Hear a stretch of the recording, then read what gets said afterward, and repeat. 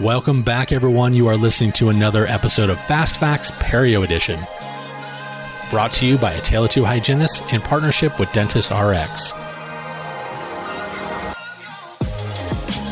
And now, please welcome your host, Katrina Sanders.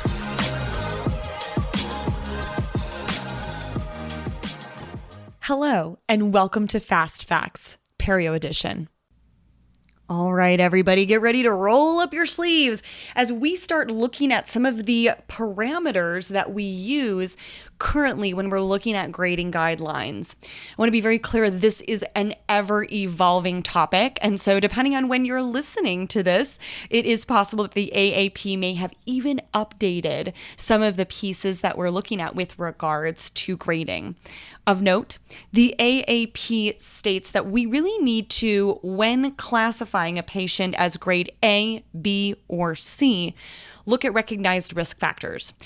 Currently, these various types of risk factors are going to be outlined within our grading entity. First and foremost, when we take a look at grade, we look at primary criterion. This primary criterion will either be direct evidence, meaning if we can take a look at a survey of dental radiographs and periodontal charting over the past 5 years, we can directly identify if the patient has experienced a slow, a moderate, or a rapid rate of the disease process over those 5 years.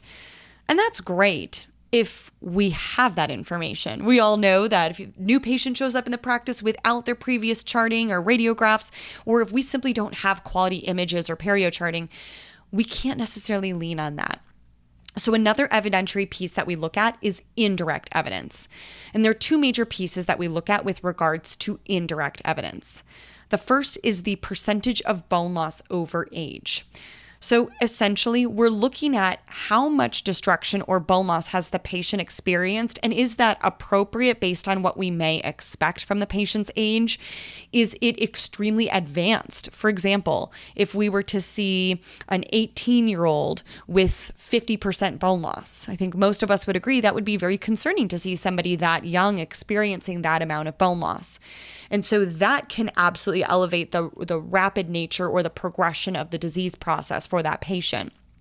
We also look at what's called case phenotype, the amount of biofilm in the patient's mouth and how the patient is going to respond to that biofilm.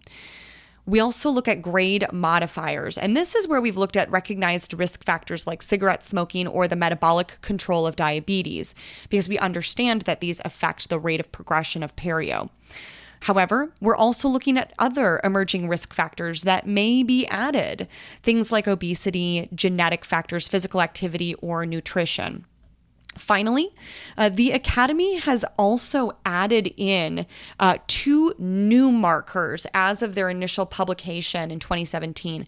The first is the risk of systemic impact, the inflammatory burden or the concentration of high sensitivity C-reactive proteins, or the presence of very specific biomarkers as I identified or outlined in our saliva, our gingival crevicular fluid, or serum levels, which could be vast indicators of clinical attachment loss or progression of bone loss. Stay tuned in the coming weeks as we look very specifically at what a grade A, grade B, or grade C patient will look like. This has been another episode of Fast Facts Perio Edition with Katrina Sanders. Please feel free to reach me on Instagram at The Dental Hygienist or on my website, www.katrinasanders.com. Cheers.